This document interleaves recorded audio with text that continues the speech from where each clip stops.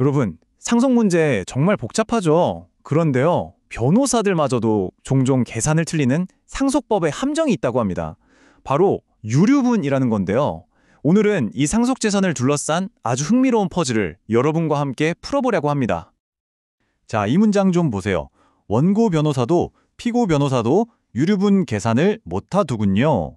이게 실제 사건을 다룬 한 변호사님이 쓰신 글에 나오는 문구입니다. 아니, 잠깐만요. 법률 전문가인 변호사가 그것도 양쪽 다 계산을 틀렸다는 게 이게 대체 어떻게 된 일일까요? 바로 이 미스터리가 오늘 우리가 파헤쳐볼 핵심입니다. 아니 도대체 계산이 얼마나 복잡하길래 이런 어처구니 없는 실수가 나오는 걸까요? 여러분도 궁금하시죠? 괜찮습니다. 지금부터 그 복잡해 보이는 계산 과정을 제가 하나하나 단계별로 아주 명확하게 보여드릴게요. 자, 이 퍼즐을 풀려면요. 가장 먼저 우리가 뭘 해야 하는지, 그러니까 목표를 정확히 알아야 합니다. 유류분 소송에서 진짜 우리가 구해야 하는 게 뭔지, 바로 여기서부터 모든 게 시작됩니다. 맞습니다. 소송의 진짜 핵심은요. 그냥 내 유류분이 얼마다 이걸 계산하는 게 아니에요. 그게 아니고 내가 법적으로 보장된 최소 금액에 비해 지금 얼마가 부족한가, 바로 이 부족액을 계산하는 겁니다. 유류분 자체와 유류분 부족액, 이 묘묘한 차이가 완전히 다른 결과를 가져옵니다. 자, 그럼 백문이 불여일견이죠. 한번 직접 파고들어보죠. 이 문제가 왜 생기는지를 아주 완벽하게 보여주는 가상의 김씨 가족 사례를 지금부터 같이 살펴보겠습니다. 자, 가상의 김씨 가족 이야기입니다. 아버지가 돌아가셨고 상속인으로 세 자녀 A, B, C가 있습니다. 근데 아버지가 살아계실 때 첫째 A한테는 400억 원, 둘째 B한테는 200억 원을 미리 증여하셨어요. 근데 막내 C한테는 한 푼도 주지 않으셨습니다. 그리고 아버지가 돌아가셨을 때 남은 재산이 300억 원. 자, 딱 들어봐도 막내 C가 너무 억울하고 불리한 상황처럼 보이죠? 자, 그럼 남은 300억. 이걸 어떻게 나눠야 공평할까요? 그냥 셋이니까 100억씩 나누면 될까요? 절대 아니죠. 진짜 공평한 분배를 하려면 각 자녀가 과거에 뭘 얼마나 받았는지를 반드시 계산에 넣어야 합니다. 이게 핵심이에요. 이 공평한 분배 계산은 총 4단계로 이루어지는데요. 용어가 조금 어려워 보일 수 있는데 걱정 마세요. 제가 하나씩 차근차근 설명해 드릴 거고요. 이 단계를 같이 따라가다 보면 이래서 변호사들도 헷갈렸구나 하고 무릎을 탁 치게 되실 겁니다. 자, 계산의 첫걸음입니다. 바로 이 900억 원이라는 숫자에서 모든 게 시작돼요. 이게 뭐냐면 간주 상속재산이라는 건데요. 쉽게 말해서 상속재산을 계산할 때 기준이 되는 전체 파이라고 보시면 됩니다. 아버지가 생전해 주신 400억, 200억, 그리고 남기신 300억까지 전부 다 합친 금액이죠. 공평하게 나누려면 일단 전체 파이가 얼마인지를 알아야 하니까요. 자, 이 표를 보시면 문제가 한눈에 보입니다. 전체 파이가 900억이니까 세 자녀가 공평하게 나누면 원래 각자 300억씩이 자기 목, 즉 법정 상속분이죠. 그런데 여기서 각자 미리 받은 돈을 빼보는 겁니다. B는 100억, C는 300억을 더 받아야 하는데 A를 보세요. 300억이 자기 목인데 이미 400억을 받았어요. 계산하면 마이너스 100억이 나옵니다. 자, 바로 이 마이너스 100억, 이게 이 모든 문제의 열쇠입니다. 그럼 이 마이너스 100억, 이거 어떻게 할까요? A한테 너 100억 더 받았으니까 토해내? 할 수 있을까요? 안 됩니다. 이미 오래전에 증여가 끝난 거니까요. 그럼 이 마이너스 100억은 어떻게 처리되느냐? 그냥 공중분해되는 게 아니고요.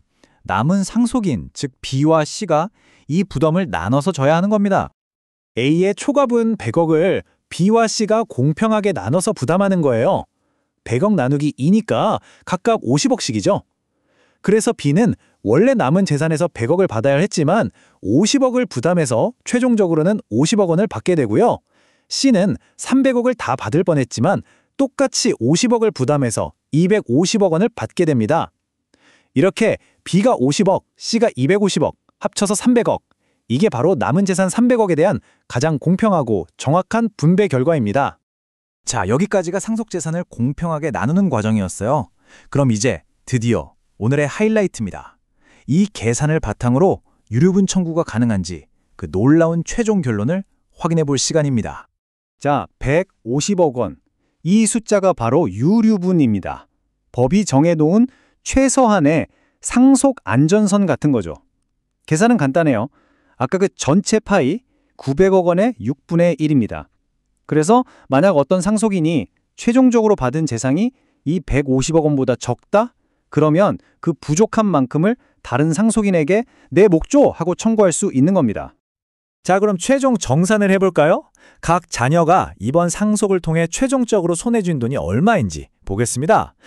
A는 예전에 받은 400억이 전부죠. B는 예전에 200억, 이번에 50억을 더해서 총 250억. 그리고 막내 C는 예전에 받은 건 없지만 이번에 250억을 받아서 총 250억 원을 갖게 됐습니다. 이 그래프를 보시면 모든 게 명확해집니다.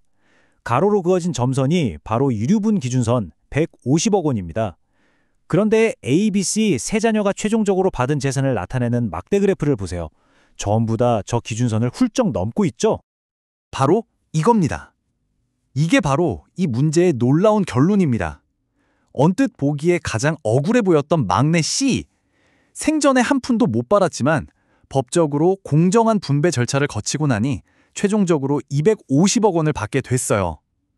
최소 보장액인 150억보다 무려 100억 원이나 더 받은 거죠.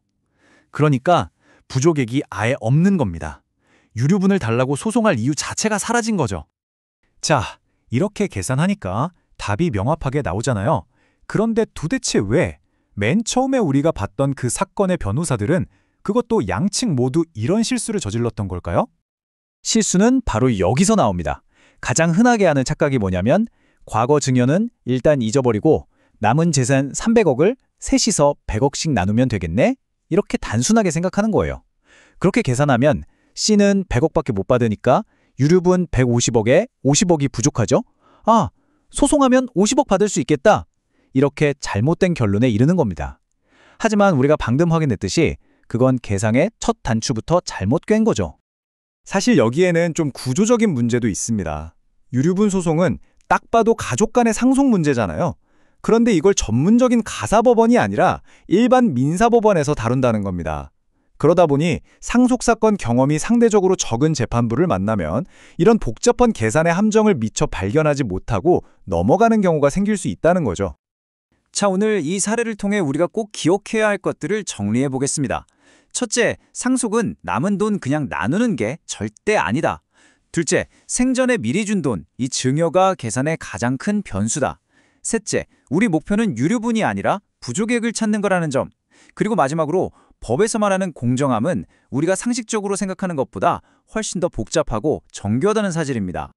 마지막으로 여러분께 이 질문을 한번 던져보고 싶습니다. 가족 간의 분쟁에서 이 계산 하나를 틀리는 것의 진짜 대가는 과연 무엇일까요? 단순히 돈 몇 푼을 더 받고 덜 받는 문제를 넘어서 그 과정에서 생기는 오해와 갈등, 그리고 한번 금이 간 가족관계의 회복, 그 감정적인 비용까지 생각하면 정말 우리가 치러야 할 대가는 상상 이상일지도 모릅니다.